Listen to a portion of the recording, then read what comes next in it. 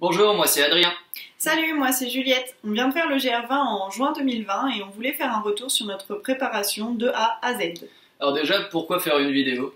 Le GR c'est 16, 12, 7 jours d'aventure, 32 heures pour les meilleurs, mais c'est surtout une préparation initiale où vous allez choisir votre découpage des étapes, la nourriture que vous allez prendre et tout ce qu'il y a dans votre sac à dos.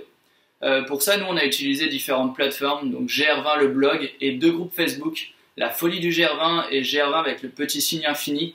Deux groupes Facebook hyper utiles où c'est des gens comme nous qui font des retours d'expérience par écrit et surtout des locaux qui l'ont fait plusieurs fois et qui répondent à toutes vos questions. C'est vraiment super utile, on les remercie encore. En rentrant, j'ai essayé de répondre aussi à mon tour et au final on a souvent les mêmes questions et par écrit ça commençait à être compliqué. Du coup on a décidé de faire une petite vidéo, surtout qu'il n'en existe pas beaucoup. Toutes les vidéos GR20 sur YouTube c'est surtout des plans de drone ou du contenu avec des jolies vidéos. Nous on sait pas faire et c'est pas ce qu'on recherchait à la base. Du coup voilà, d'avance on vous présente nos excuses pour la qualité de cette vidéo. Comme vous dit Adrien, on vient de créer cette page YouTube pour faire cette vidéo, donc on ne sera pas très actif. Si vous avez des questions auxquelles on répondra avec plaisir, ce sera plus sur notre page Instagram AdrienJu, on vous met le lien dans la description. On n'est pas non plus guide de randonnée, donc voilà, tout est à prendre avec vos mesures. On vous présente notre expérience, notre retour, mais faites-en bon usage. Donc comment on va découper la vidéo? On va essayer de faire des chapitres avec à chaque fois par exemple nourriture, équipement et à chaque fois vous dire ce qu'on a fait, ce qui a marché et ce qu'on changerait si on le refaisait.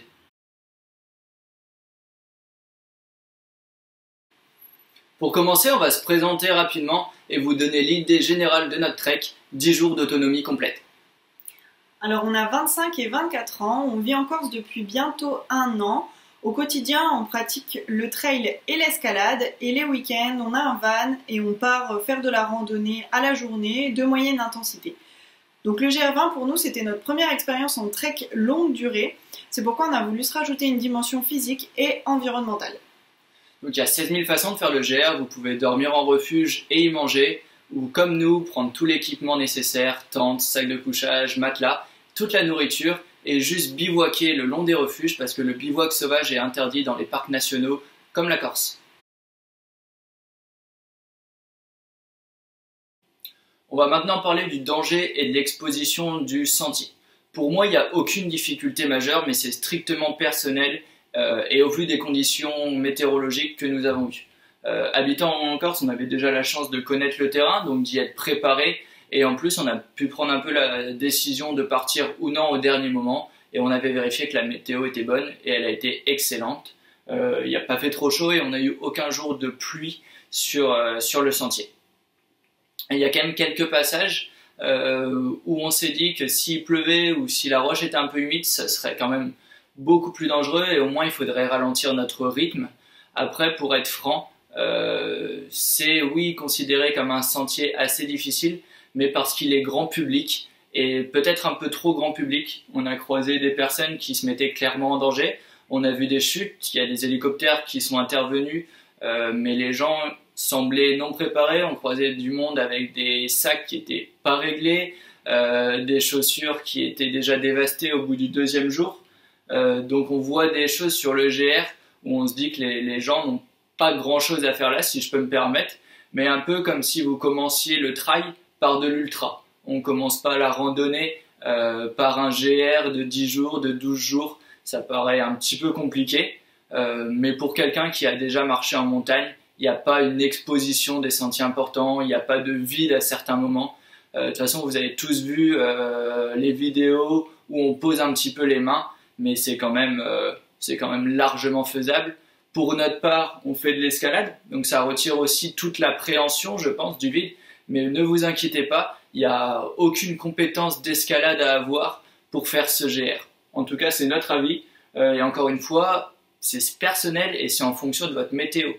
Vous êtes pendant un orage, ça change complètement la donne. Au niveau équipement et danger, les passages délicats sont équipés de chaînes et à quelques endroits de marches qui sont là pour éviter que vous glissiez. Pour ma part, je les ai pas utilisés une seule fois et j'ai même jamais lâché mes bâtons pour vous dire que partant sec, il n'y a aucun danger. pour moi, le seul danger, c'est d'être un petit peu trop ambitieux et à cause de la fatigue, de perdre sa lucidité et effectivement de pouvoir glisser sur des passages un petit peu délicats. Au niveau vestimentaire et sécurité, on vous expliquera ce qu'on a fait dans une autre partie. On peut juste vous conseiller de télécharger quelques applications avant de partir.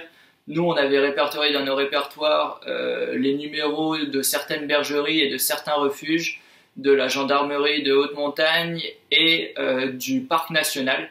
Et on avait en application Windy Maps et Maps.me qui vous permettent de télécharger quand vous êtes chez vous en Wi-Fi les cartes de la Corse. Il n'y a pas de réseau, mais le GPS fonctionne. Vous pourrez donc vous localiser à tout moment et savoir si vous êtes au bon endroit et à quel moment du sentier. Ça va être important en termes d'eau et en termes de fatigue.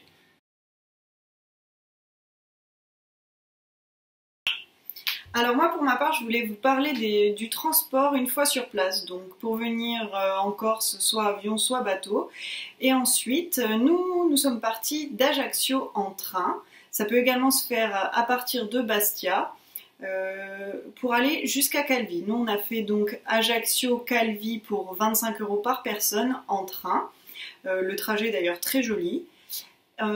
Ensuite, une fois arrivé à Calvi, il faut prendre une navette de bus qui coûte 6 € par personne, qui nous emmène jusqu'à Calenzane, lieu de départ du GR20, où il y a tout ce qu'il faut pour dormir, que ce soit hôtel, Airbnb ou commencer déjà le bivouac dans un relais.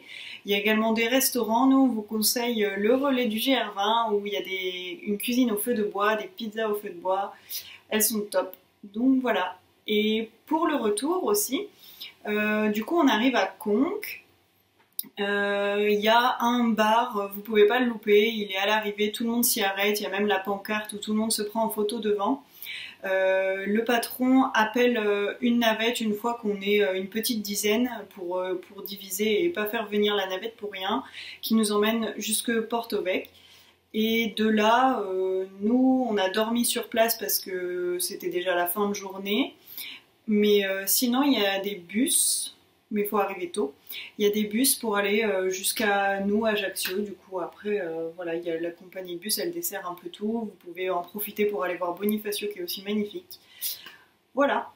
Et nous, personnellement, on a refait Porto-Vecchio, Ajaccio en stop. Il faut savoir que le stop a l'air de bien fonctionner en Corse. C'était la première fois qu'on le faisait nous en Corse, mais on nous a pris directement. Et autre petite information, on avait vu qu'il y avait aussi un camping directement à Conques qui propose lui aussi des navettes. Mais nous, c'était pendant la période Covid, c'était un petit peu organisé différemment et certains refuges et campings n'étaient pas encore ouverts. Donc c'est pour ça qu'on a pris ce modèle-là. Et du coup, sinon, le bus, il coûte 10 € par personne pour rentrer, pour faire Porto-Vecchio à Ajaccio.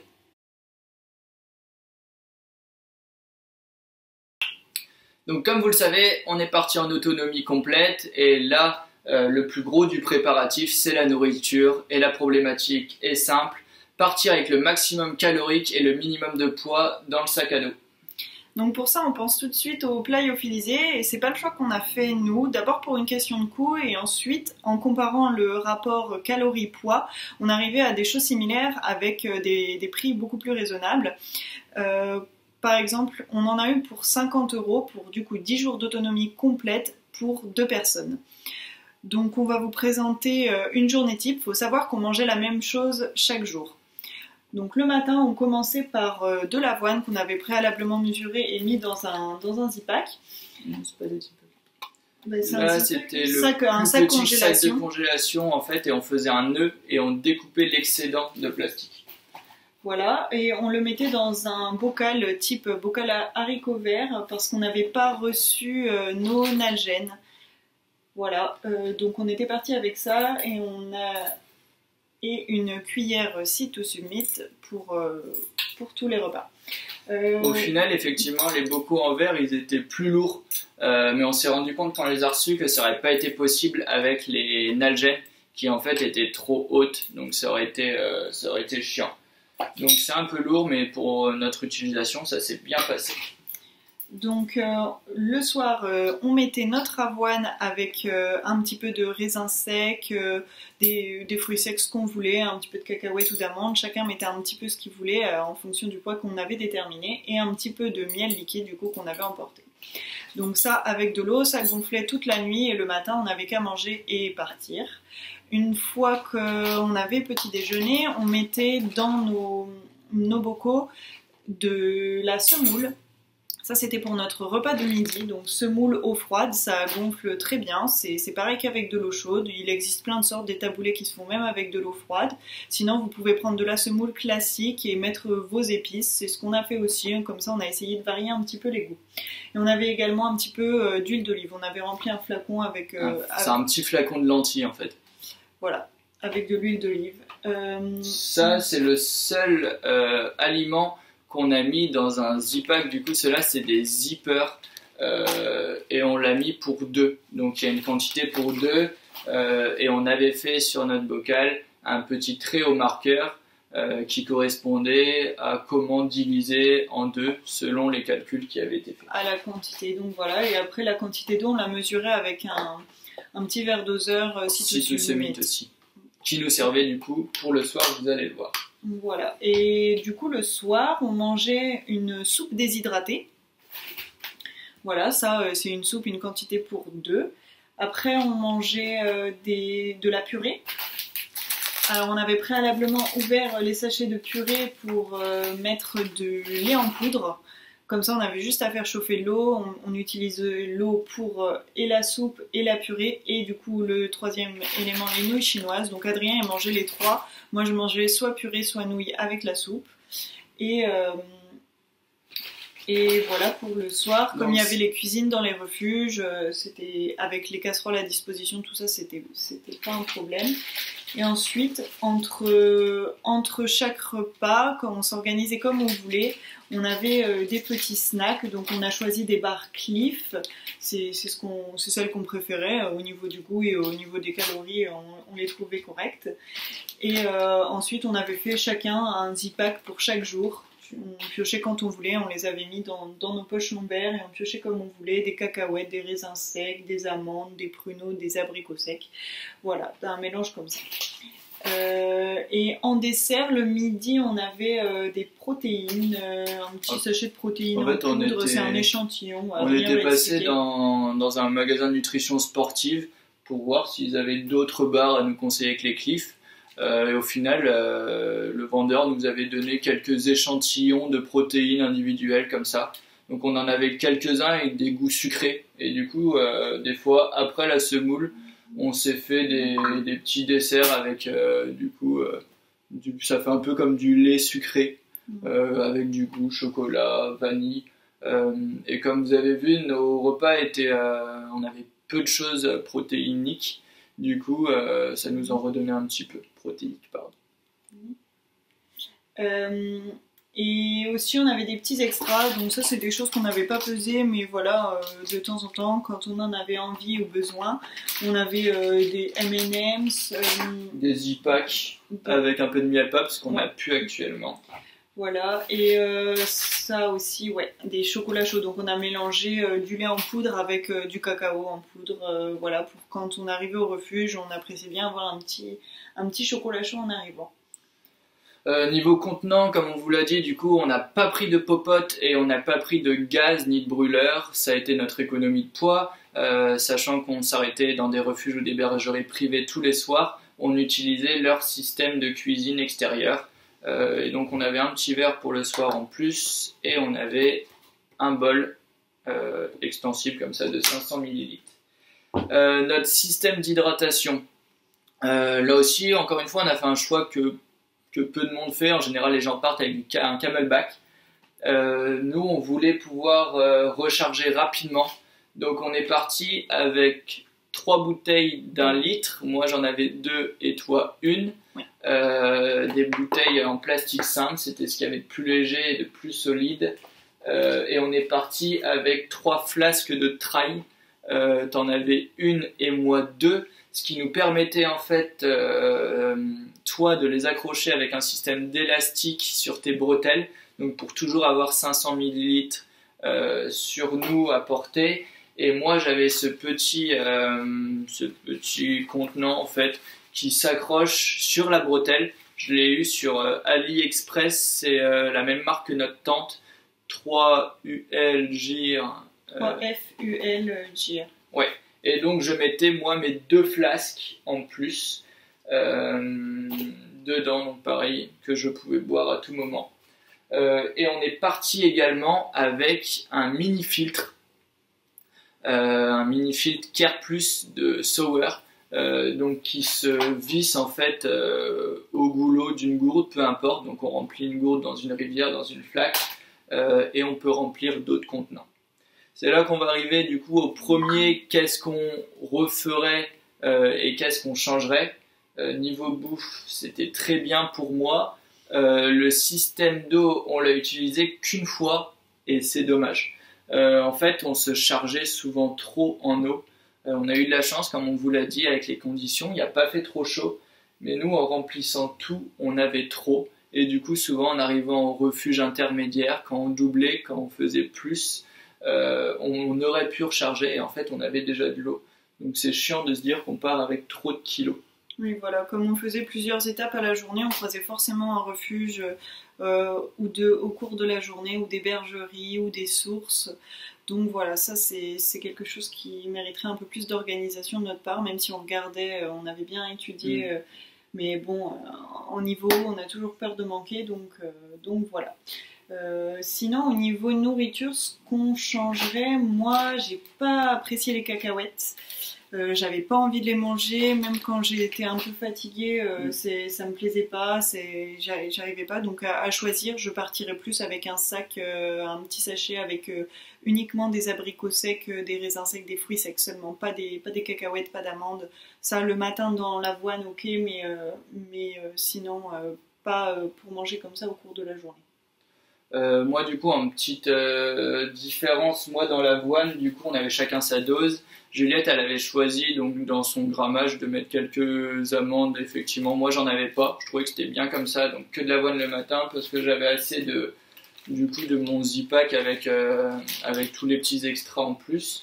Moi je garderais les cacahuètes et les amandes, encore une fois on avait peu de protéines dans nos repas et les protéines en poudre on en a pris vraiment très peu. Donc pour moi ça faisait une petite dose et en plus ça nous donnait du sel les cacahuètes et pour moi c'était intéressant niveau hydratation. Voilà, donc moi je garderai ça. Okay. Ce qu'on a beaucoup apprécié c'est les petits M&M's et les petits miel pop, ça c'était sympa, mais le chocolat chaud aussi, si c'était à refaire franchement ouais. on le prendrait. Le miel aussi on en avait pris trop, ouais. Mais sinon le format était sympa. Pourtant on avait un petit peu calculé on en avait vidé, c'est 450 grammes et on en avait déjà vidé, vous inquiétez pas. Autre chose, on a dit, ah oui, on était parti du coup avec un peu d'huile pour mettre dans notre semoule le midi. Au final ça gonfle tellement bien dans l'eau froide en 3 heures à peu près, c'est pour ça qu'on la mettait le matin, qu'on n'en a pas eu besoin et il est encore plein. Donc c'est pas très lourd, mais ça fait quand même, c'est quand même embêtant de le ramener, quoi. Niveau erreur, moi avant mi-trajet aussi, du coup c'était sur l'extérieur de mon sac, vous verrez mon sac, mais il y a un petit endroit où on pouvait le placer et je l'ai cassé, le pot en verre. Donc il y a 2 solutions. Au début on devait partir avec des Nalgene en plastique. On les avait pas reçus et de toute façon on les a reçus après et on s'est dit qu'au final avec notre cuillère et la taille du goulot ce serait pas pratique. Donc ça c'est une taille 1 litre. On avait commandé des demi-litres aussi, c'est trop petit, donc je sais pas s'il existe des 0,75, en tout cas il existe des fourchettes plus grandes, ouais. Mais bon la taille du goulot convient pas, donc c'est un bon compromis d'avoir le pot en verre. Par contre vous pouvez en prendre qu'un pour 2, nous ça nous a pas dérangé du coup parce qu'Adrien après dans la suite du parcours il a mangé moi, si dans les zippers et moi j'avais ma dose, donc une fois qu'on avait mis la mienne on savait ce qui restait à Adrien. Ouais, moi même si c'était à refaire du coup je ferais pas un zipper pour 2 mais un zipper chacun et chacun met sa quantité d'eau dedans et mange. Alors c'est un peu moins agréable de manger dans quelque chose de mou que dans quelque chose qui est dur, mais on vous mettra les poids de toute façon après résumé. Le verre est quand même pour moi trop lourd.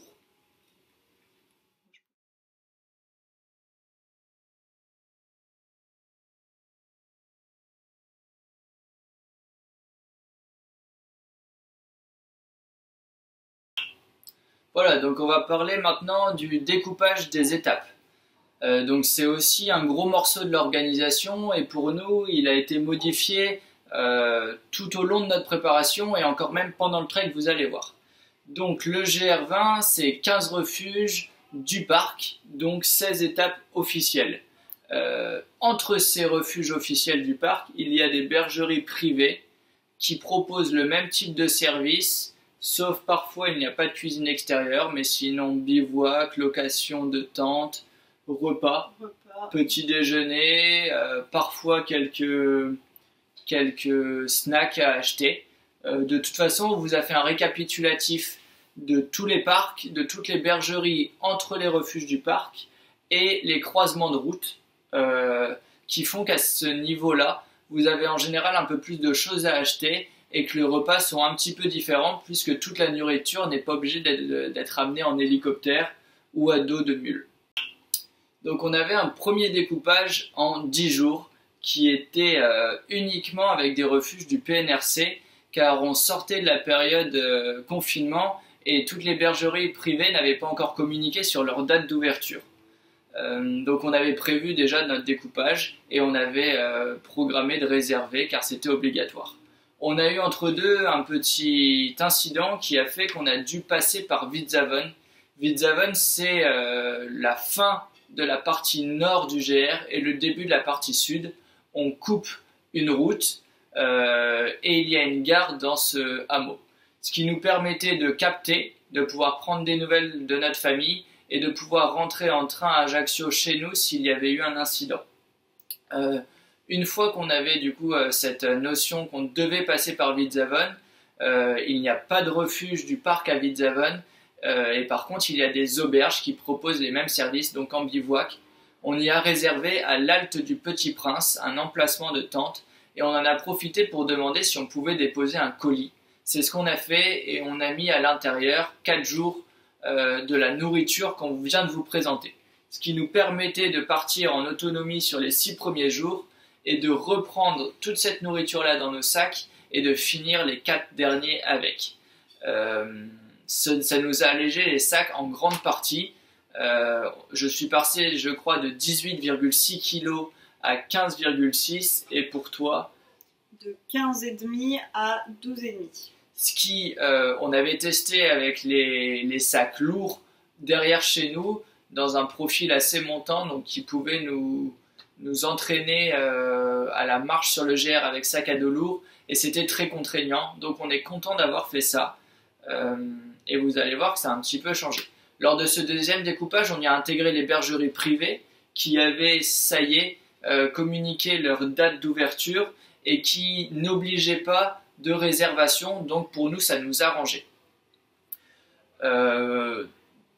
Ça nous laissait plus de liberté du coup que dans les refuges du PNRC, comme ça on n'était pas obligé vraiment de prévoir, du coup on avait quelques jours au milieu de notre programme où on se disait bon bah si on gagne une demi-étape ou si on perd un peu de temps, c'est bon, ça colle quand même avec la suite. Ce qui nous permettait surtout de pouvoir se dire s'il y a un orage, on s'arrête un petit peu avant, on fera plus le lendemain. De toute façon, Juliette vous expliquera les services proposés qui sont à peu près équivalents entre bergerie et parc et on essaiera de vous donner quelques notions de prix sur place. Alors, comment on en est arrivé en 7 jours? On devait doubler les 2 premières étapes, donc sur notre J1. On nous promettait quelque chose de vraiment compliqué, mais on était peut-être assez bien préparé, on connaissait le terrain et on était très excités lors de ces premiers jours. On s'est levé tôt, on était en forme et on a doublé ces 2 étapes.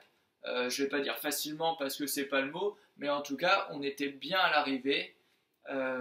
Et en arrivant, on a discuté un petit peu de la possibilité de doubler l'étape suivante, qui n'était pas prévue à la base. et tout le monde nous l'a déconseillé, pour pas dire interdit, par le gardien du refuge, qui nous a dit que c'était possible, mais pas en autonomie complète, pas avec le poids de notre sac, et pas en ayant déjà doublé les 2 premières. Chose que l'on a franchement regretté, puisqu'on est parti les derniers du refuge vers 9h30 et qu'on est arrivé vers 14h, je crois, à Ascot, et qu'on s'est un petit peu ennuyé. On a été très frustrés, donc on a été prudent de respecter les conseils, mais en étant en autonomie, on a monté notre tente, on a préparé notre nourriture et après on n'avait pas grand chose à faire. Donc on va dire qu'on a pris notre revanche le jour suivant. L'étape 4 est pour moi une des plus belles, et on l'a fait du coup de manière un peu plus intéressante pour nous, c'est-à-dire qu'on a mis un réveil à 4h et à 5h on est parti à la frontale et on a marché une partie, du coup une petite heure, une grosse demi-heure dans la nuit à la frontale, et on a vu le lever de soleil sur les montagnes et c'était juste extraordinaire. Ce jour-là, on a marché assez longuement puisqu'on a fait notre jour 3 et notre jour 4 accumulés pour faire 2,5 étapes et arriver jusqu'au col de Vergio où il y a des établissements privés qui vous accueillent. Ça a été une des plus belles journées et on a décidé de garder ce rythme avec un réveil tôt et une marche à la frontale. Et c'est comme ça qu'on a gagné petit à petit du temps et qu'on vous mettra du coup notre découpage final en 7 jours.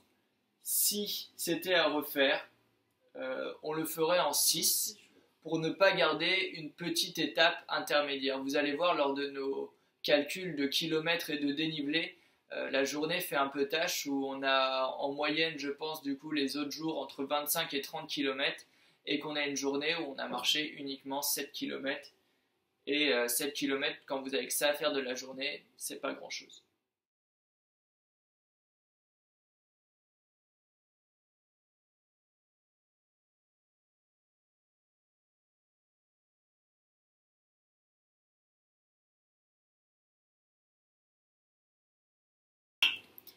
Alors, pour parler maintenant des services proposés et de leurs tarifs, comme l'a dit Adrien, c'est grosso modo la même chose que ce soit en refuge PNRC ou en bergerie privée. Ce qui va faire varier un petit peu la chose, c'est l'accessibilité de l'un ou l'autre.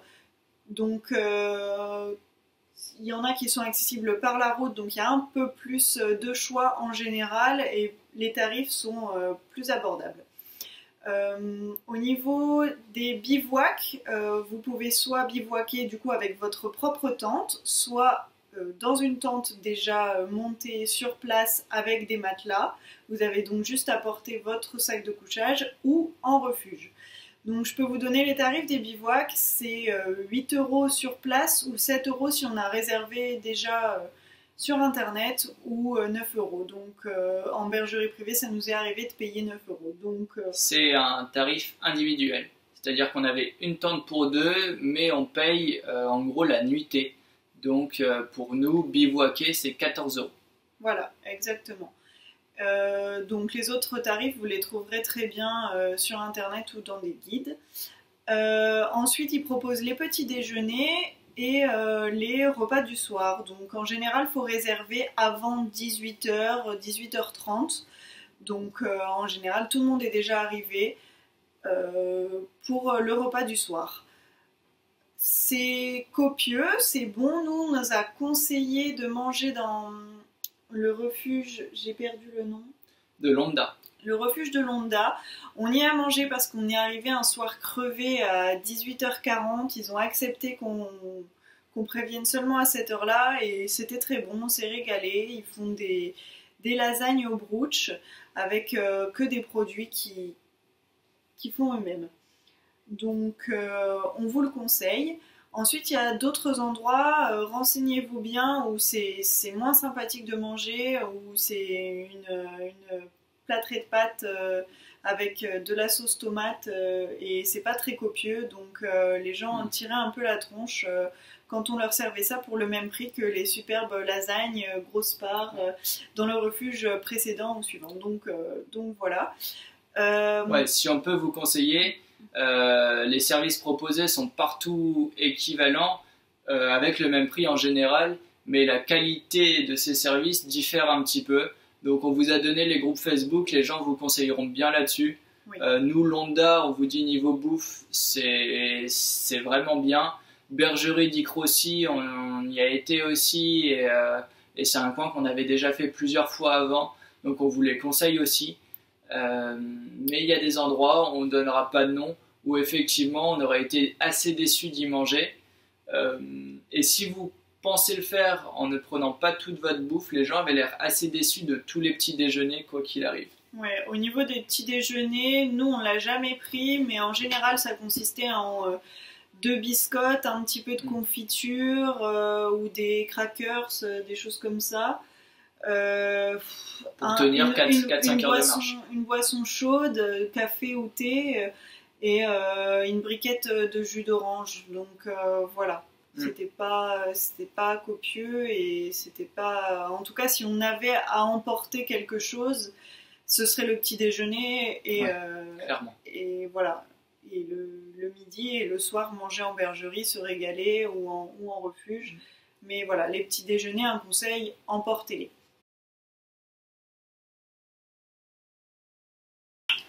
Donc on se retrouve pour une partie sur nos équipements et du coup tout le contenu de notre sac à dos. On ne détaillera pas à l'oral chaque marque et les modèles de tous les articles, mais vous les retrouverez dans un document qu'on intégrera à la vidéo. Donc premièrement, ce que j'avais sur moi. Donc un short de trail assez court pour être le plus léger possible et avec une ceinture assez large et il n'y a pas de cordon de serrage. Ce qui lui permet en fait quand on serre la ceinture lombaire de ne pas créer de point de compression. Pour moi c'est important. Ensuite un caleçon mérinos, on a essayé de prendre le plus possible en mérinos parce que ça sèche vite. Donc vous êtes trempé à la montée mais à la descente s'il y a un peu de vent vous pouvez avoir froid. L'avantage c'est que c'est sec directement et que ça évite de garder des mauvaises odeurs. Un t-shirt mérinos, classique aussi, et des chaussettes, une première paire de chaussettes. Donc ça c'est ce que je portais sur moi au départ et en général j'avais un chapeau pour nous protéger du soleil. En chaussures, moi j'avais opté pour des chaussures de randonnée basse. Donc c'est un intermédiaire entre la chaussure de trail qui est vraiment souple et la chaussure montante de randonnée. L'avantage par rapport à la trail, c'est qu'en termes d'abrasion, vous usez un petit peu moins les semelles. Et moi c'est des chaussures assez anciennes que j'avais déjà pas mal usées avant. J'avais aussi des bâtons de marche. Vous allez le voir de toute façon qui était obligatoire avec notre tente. Je l'ai trouvé très bien. Et le fait d'avoir en fait plusieurs positions de main, c'est plutôt pratique quand ça monte vraiment raide, pouvoir reculer un petit peu la main. Ensuite, mon sac à dos. Donc vous verrez le modèle dans le document, mais c'est un 50 plus 10 et c'était largement suffisant. Donc à l'extérieur, qu'est-ce qu'on trouvait? Alors, devant, il y avait la petite poche que je vous ai déjà parlé, de la même marque que la tente, pour mettre une flasque. Donc, une flasque d'eau, 50 ml. À l'extérieur, ici, il y a un filet, 1 litre. 1 litre ici. Et sur le devant, dans le filet extérieur, j'avais encore 50. Ensuite, une paire de chaussures souples. Moi, c'est des sandales minimalistes, mais parce que j'ai pas de tongs classiques, mais une paire de tongs fait très bien l'affaire pour quand on arrive au refuge, pouvoir retirer ses chaussures, même le midi dans les petites pauses, nous on le faisait. Et j'avais un petit filet accroché à mon sac à dos. Alors la lanière était mieux mise, mais qui me permettait en fait, quand je lavais mes affaires et que le matin elles n'étaient pas encore sèches, de laisser mes affaires sécher et s'égoutter tout en marchant. Voilà pour l'extérieur. Ah non. Et ici, alors c'en est pas, mais c'est pour vous montrer le principe. Il y a le pot de haricots verts en verre qu'on utilisait en tant que tupperware. Donc comme on vous l'a expliqué dans la partie nourriture.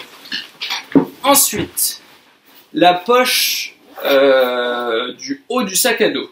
Le but c'est normalement de ne pas mettre des choses trop lourdes. Je l'avais pas bien fait puisque je voulais avoir ma frontale à accès direct. Donc j'avais tout le module électronique avec un secteur, ma frontale, un câble portable et un câble pour nos deux frontales. Ensuite, j'avais aussi mes 2 petits modèles de assiettes creuses et verres pour le soir. Une paire de lunettes de vue, donc en général je portais des lentilles la journée. Donc j'avais une paire de lunettes de vue dans une pochette le plus souple possible pour pas m'alourdir. Et une paire de lunettes de soleil que j'ai peu mis. Parce que avec mon chapeau, je pensais que ça allait me suffire. Au final, on s'est un petit peu abîmé les yeux. Et j'avais donc un Zipack avec du papier toilette. J'avais 2 Zipack à peu près de papier toilette parce qu'avec le confinement, il y avait eu des règles obligatoires dans l'hôtellerie et les refuges avaient fait la même chose, il n'y avait pas de papier toilette. Et un masque qui était lui aussi obligatoire pour le train et en théorie dans les refuges aussi. Devant, on retrouvait également un bœuf que j'ai jamais mis, donc que je supprimerai de mon sac à dos. Il y a une petite poche à l'intérieur encore, qui est pour moi le plus protégé. Là, j'avais mis les choses qu'en gros, je savais que j'allais pas me servir. Donc, un bandeau pour les cheveux, un chouchou de rechange, et il y avait des lentilles de rechange et les clés de chez nous qu'on devait garder pendant le GR. Ensuite, quand on ouvre ici, il y avait en gros ici le module pluie. Donc, tout l'argent, carte vitale et une carte bancaire au cas où, qui était dans une pochette hermétique. Et donc s'il pleuvait, un gros orage, le but c'est de mettre son portable aussi dedans. J'avais une couverture de survie et le sac de protection de pluie du sac à dos. Hop. Ensuite sur les poches lombaires, donc les 2 poches qui sont sur la ceinture. J'avais mon portable dans l'une d'elles et au-dessus du portable j'avais une barre Cliff, donc pour toujours avoir une barre à portée de main pour pas être obligé de retirer le sac quand j'avais faim. De l'autre côté j'avais une cuillère que je vous ai vraiment parlé, que je vous recommande, qui est rigide et hyper légère, et c'était vraiment agréable d'avoir ça par rapport à du plastique, c'est vraiment plus agréable je trouve. Un mini Opinel, on en avait un chacun, c'est un numéro 5, donc le filtre que je vous ai présenté, et un briquet. Et dans cette poche, j'avais à chaque fois un Zipack avec ma dose de cacahuètes, amandes, raisins secs pour la journée. Hop. Ensuite, il y a des poches extérieures, latérales de chaque côté du sac qui étaient remplies que de nourriture. Alors ouais, le sac, il y a des poches partout. Alors le gros désavantage, c'est qu'il est lourd. Mais du coup, c'est un peu plus comportemental. D'un côté, il y avait du coup, j'en ai mis que quelques-unes là, juste pour recréer un petit peu l'organisation générale du sac. Il y avait en gros la purée, donc la mousseline qui était ici. Et de l'autre côté, c'était un peu plus le module petit déjeuner. Alors, il y avait notre fameux mélange lait en poudre Nesquik. Il y avait notre miel liquide. Et après, il y avait les petites, le flocon d'avoine dans les sacs de congélation.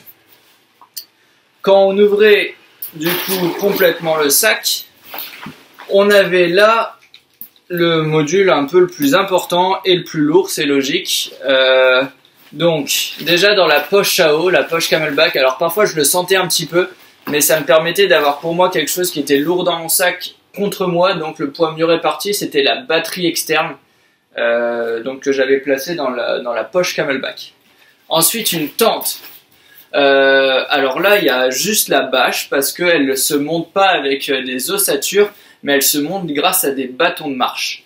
Donc elle est super pratique, elle est vraiment pas chère.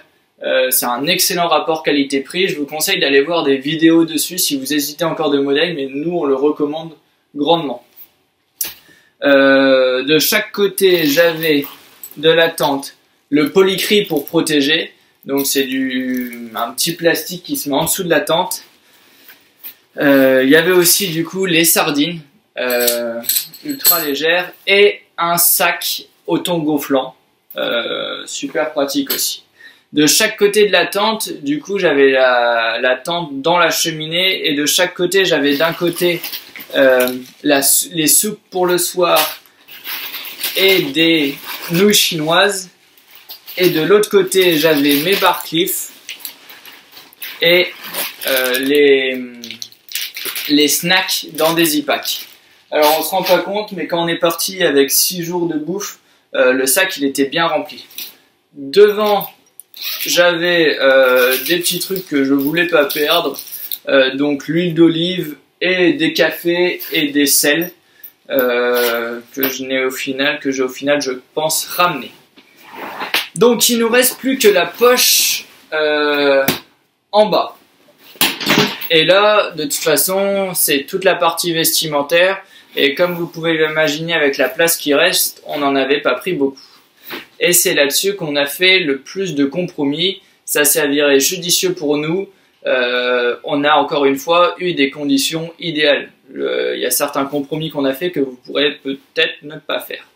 Alors en vrac dans le sac, j'avais juste un t-shirt Mérinos, donc mon change, et une serviette en microfibre, le plus léger possible, que j'ai pas sur moi.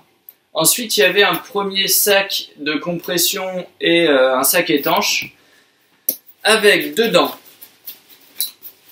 une paire de chaussettes de rechange, Mérinos, un caleçon de rechange, Mérinos, et un t-shirt grande manche. Je l'avais pris pour 2 raisons. Vous allez voir, j'ai pas pris de polaire, donc le but c'était d'avoir un truc un peu agréable sur les bras si jamais je devais mettre ma doudoune.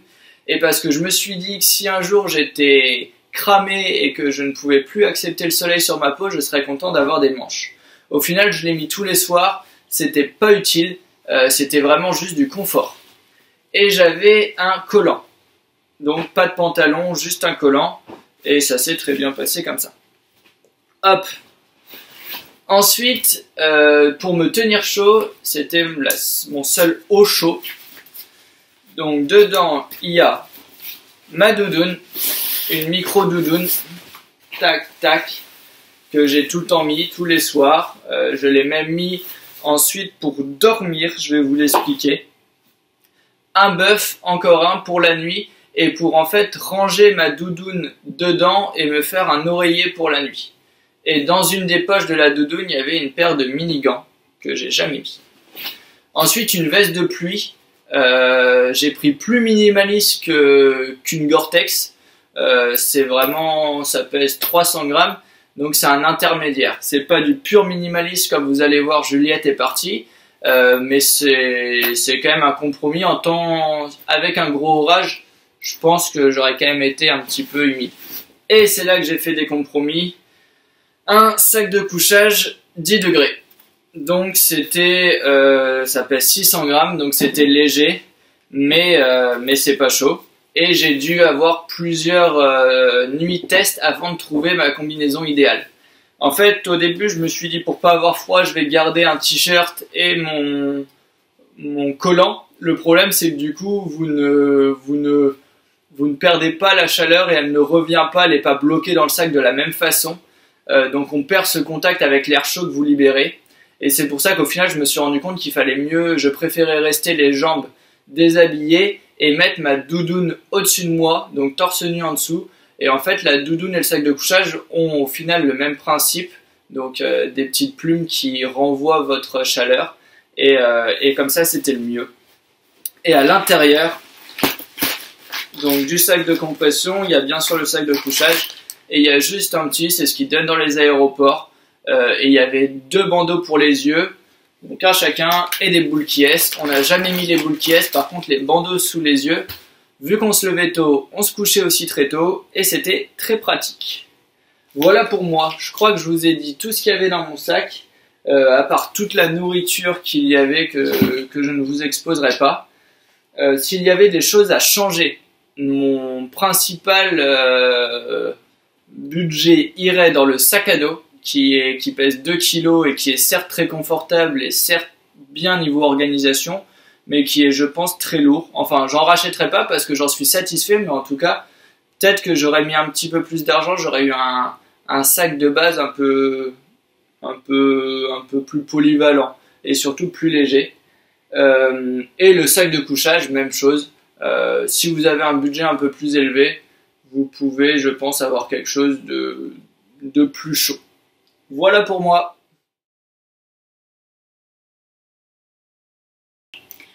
Alors, à mon tour de vous présenter le contenu de mon sac. Alors, d'abord ma tenue de départ, donc une brassière classique. J'en ai une autre dans mon sac en mérinos, celle-ci ne l'est pas, mais voilà, c'est question de budget, je voulais pas en acheter deux. Et c'était un premier achat, donc un test, je voulais pas en acheter deux d'un coup. Ensuite, ça c'est un t-shirt en mérinos, une paire de chaussettes, elles sont pas en mérinos, et un short hyper léger.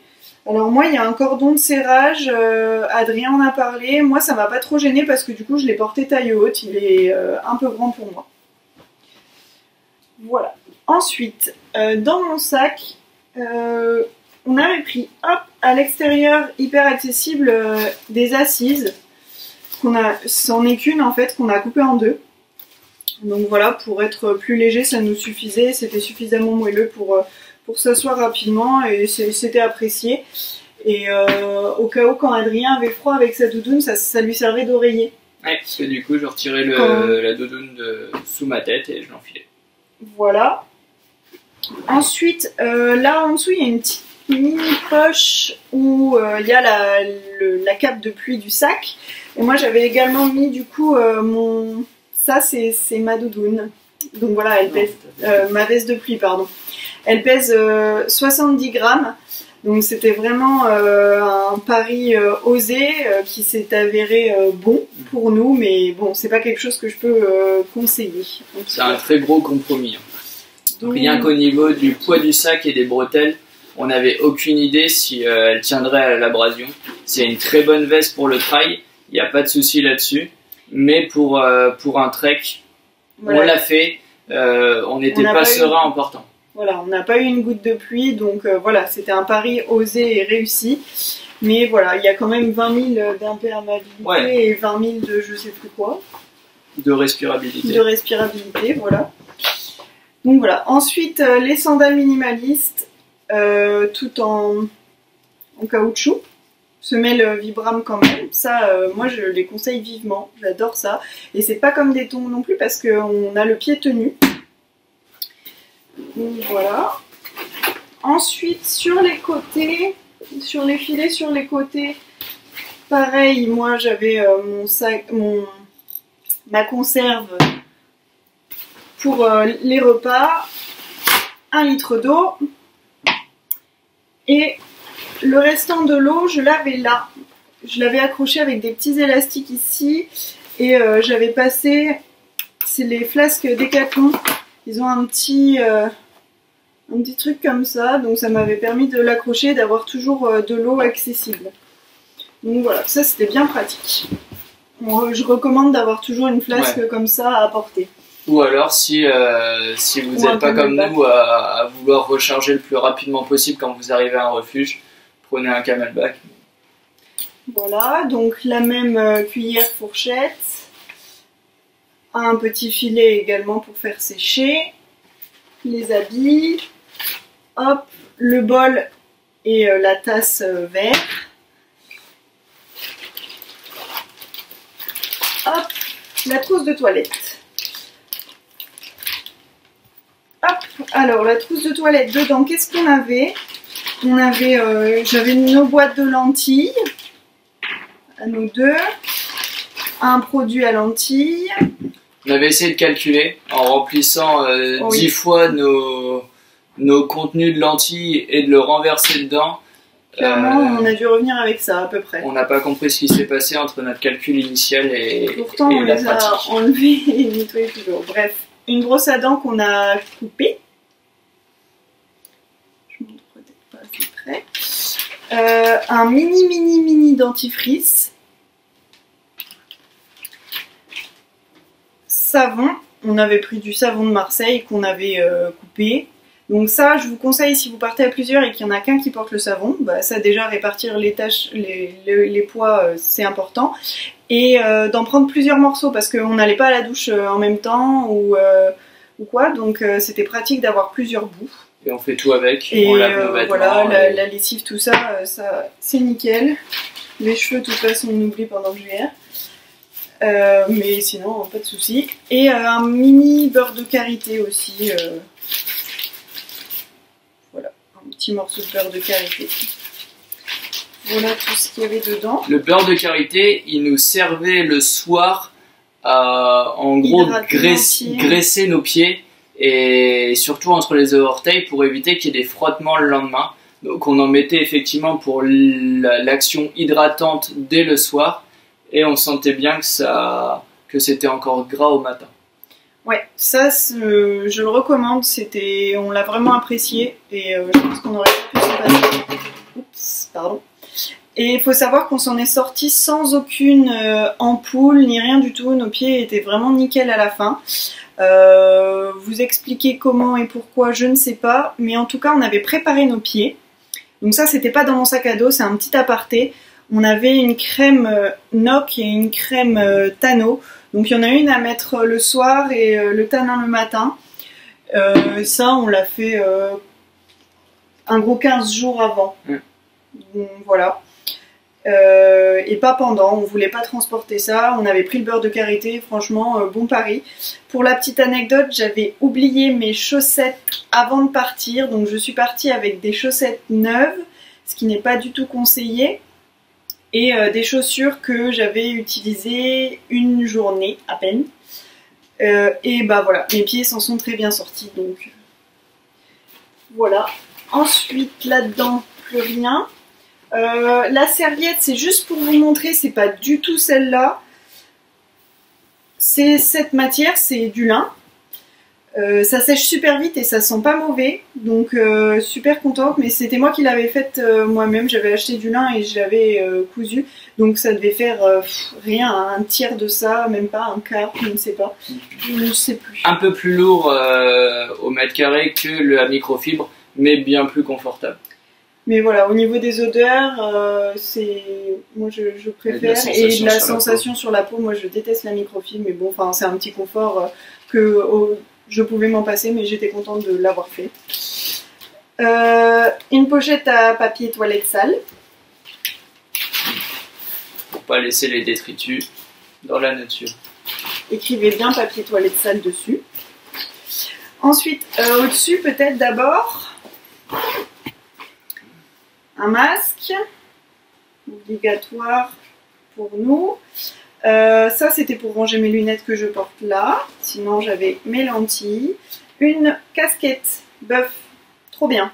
J'aime pas avoir quelque chose sur la tête parce que j'aime bien me faire des tresses, me faire des queues de cheval et tout.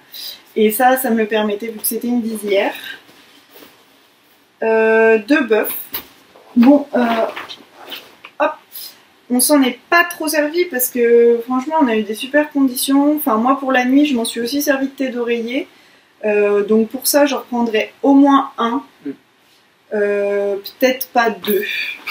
Et en cas de forte chaleur, le crâne n'est pas trop protégé des insolations avec ça. Donc s'il y avait des grosses chaleurs, on aurait mis, tu aurais mis le bœuf en dessous. Frontal. Lunettes de soleil, alors moi j'avais des catégories 4, je pense que... Moi 3, largement suffisant je pense. Voilà, c'est ce qui est conseillé, mais comme disait Adrien, avec la visière, mais bon après, je vous avoue qu'Adrien s'est tapé une conjonctivite, et moi j'ai mal aux yeux, donc peut-être pas trop écouter nos conseils là-dessus. Ensuite, les poches lombaires, chouchou rab, un mini gel hydro. Comme ça, j'aurais pu moins le remplir. Briquet. Obligatoire à notre période aussi. Ça, on s'en fout. C'était un mouchoir pas jetable. Couteau. Opinel taille 5. Des petits mousquetons si j'avais des choses à accrocher. Ça m'a pas servi, je le reprendrai pas. Parce qu'avec toutes les sangles qu'il y a sur un sac à dos, on peut très bien se débrouiller. Et that's it. De l'autre côté, mon portable d'un côté ou de l'autre, une Darkleaf, un snack, toujours accessible. Voilà pour ça. Ensuite, du coup, j'ouvre le haut de mon sac à dos. Là, j'ai un petit filet. Et là, j'ai mis la trousse de secours. Voilà, tous pharmacie, secours. Donc voilà, je vous détaille pas trop ce qu'il y a dedans. Elle est conséquente. Juste les trucs pour les kits pour réparer et nos matelas, la tente. Après, vous verrez, on vous met une liste avec tout ce qu'on a mis dedans. Après, c'est notre choix. Sûrement un peu trop. Voilà. Après, on a été content d'avoir des médicaments quand même. On a quand même pris un Doliprane. Moi, j'ai mal au ventre. Et des petits cachets quand même. Ça nous est arrivé. Alors, si j'ouvre mon sac qui bug, voilà. C'était organisé premièrement comme ça. Donc ça, c'est le premier truc que j'avais attrapé au cas où si j'avais froid. C'est ma veste.